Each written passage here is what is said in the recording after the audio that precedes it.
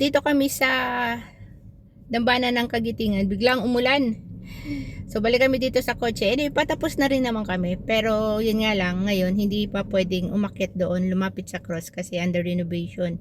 So 2 years daw to na under renovation. So baka next year pwede nang makalapit sa cross at makaakyat sa taas. So ngayon, umikot lang kami. Medyo masamang panahon, umulan. Saktong patapos na rin kami ng ikot ng pabagsak yung malalaking patak ng ulan. So balik na kami dito sa kotse. So pababa na kami dito sa Mount Samat. Maghanap kami ng campsite na pag-overnight namin. Pero bago ang lahat, maghanap muna kami ng palengke para sa pagkain namin. Galing na kami sa dambana ng Kagitingan. So papunta kami ngayon sa Morong Bataan. So kami maghahanap ng campsite na pupuntahan namin. Mga 1 hour and 14 minutes makakarating kami ng Morong. Sana may madaanan kaming palengke para makabili kami ng ulam. Paglabas ng bakak. Ay, ilog. Lakas ng ulan dito. Yeah.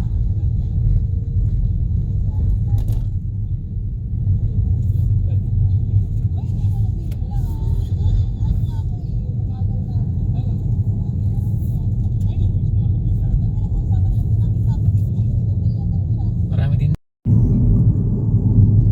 Time check 11:54. Nandito na kami sa Morong Bataan.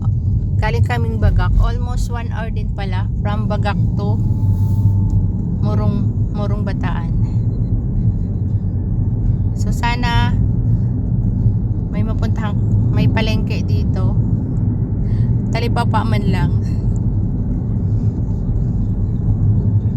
Pero alas 12 na yan. Hindi, kung wala, kahit manok na lang siguro, ihaw na, barbecue natin. Madagdagan yung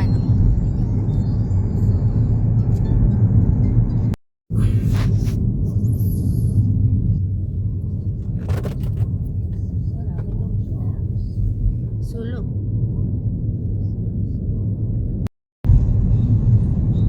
Ganda naman ng formation ng mga puno na yan.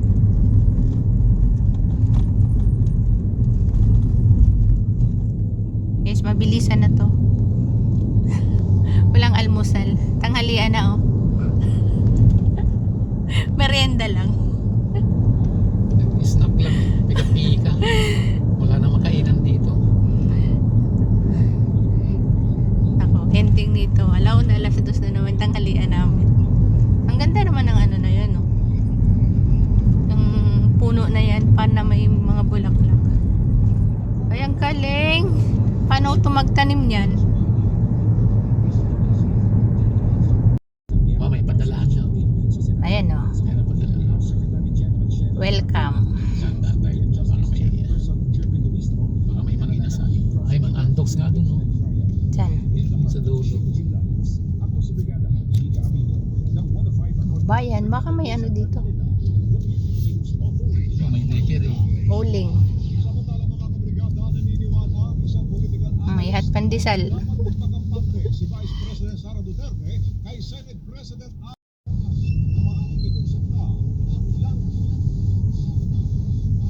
Walang palengke. Ganang isdaan. May baka, ayun may kaso walang parkingan.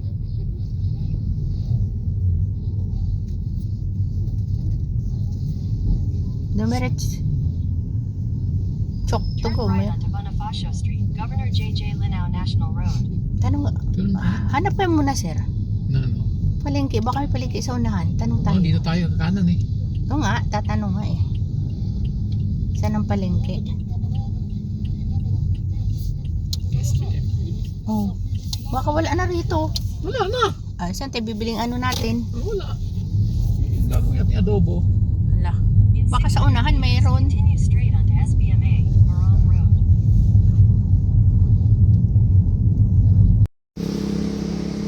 Guys, stop over kami dito. Kakain kami ng tanghalian. Andun oh, may kainan.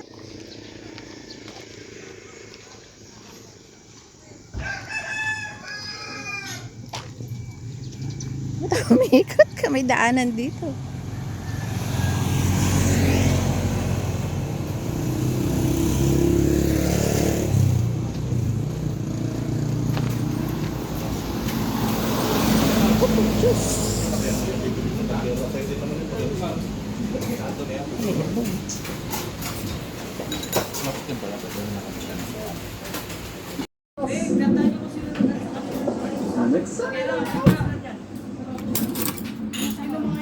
Kinakdakan, papaitan. Happy eating guys. Oy, thank you, may sabaw.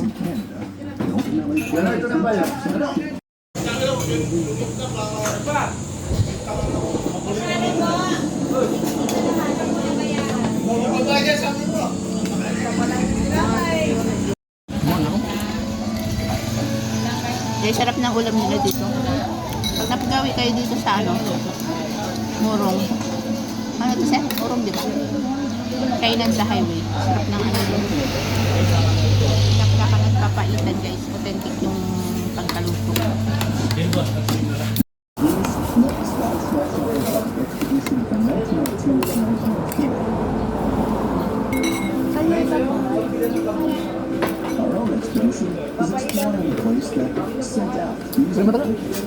Ano mo na?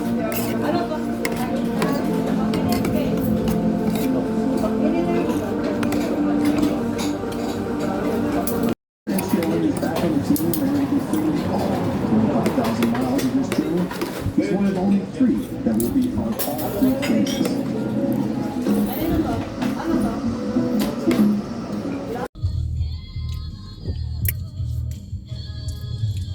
Nan.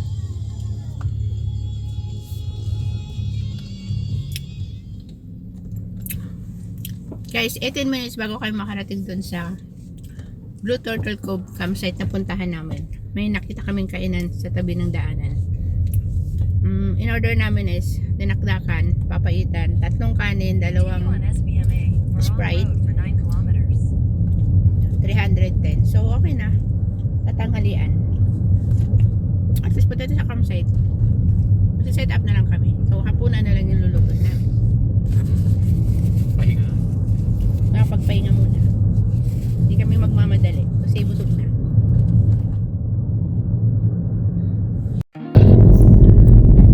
Hindi pa kami nakadaan. Guys, 3 minutes makakarating tayo sa Blue Turtle Cove. Blue Turtle Cove Beach Resort. Spend our youth chasing time. Dreams on pause, just getting by. Life moved fast, they slipped away. Responsibility showed us the way. Now the mirror shows silver lining, but the fire's still sa unahan alive yan. inside. We said why wait for SBM yun ang something, but now Dinaanan. it's calling our name. Packed our bags with stories untold. Are still young though we're grown. Mag-sityo tangal na tayo. Every road feels brand new again. This is where the living begins. This is grace, yeah, this rise we roam, finding free.